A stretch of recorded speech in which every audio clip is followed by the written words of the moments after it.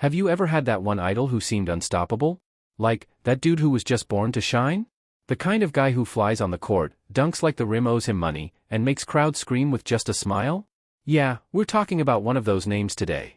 But hold on, don't get too hyped. This story isn't about championship rings.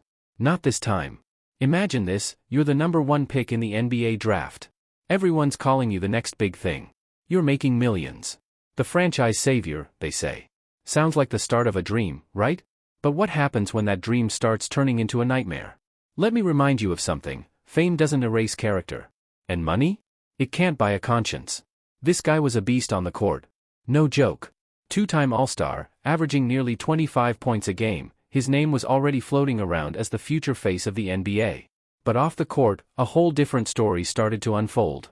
Back in 2020, far from the cameras and packed arenas, a relationship that seemed normal took a dark turn. A woman from Seattle, who claims to be his ex-girlfriend, filed a heavy lawsuit in LA. And when I say heavy, I mean serious. She says he sexually assaulted her. Twice. And that's just the beginning. She claims he was controlling, abusive, threatening, even said he'd kill her parents. According to the lawsuit, there was alcohol, cocaine, and violent behavior involved. Pause. Breathe.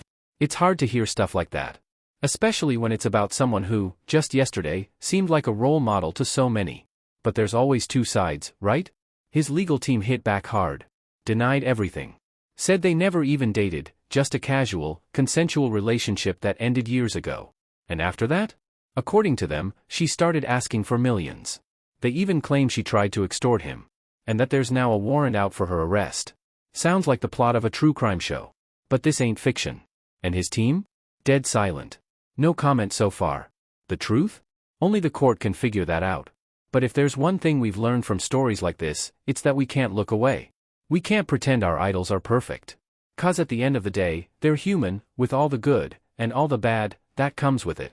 So, how far does talent take you? And where does responsibility begin?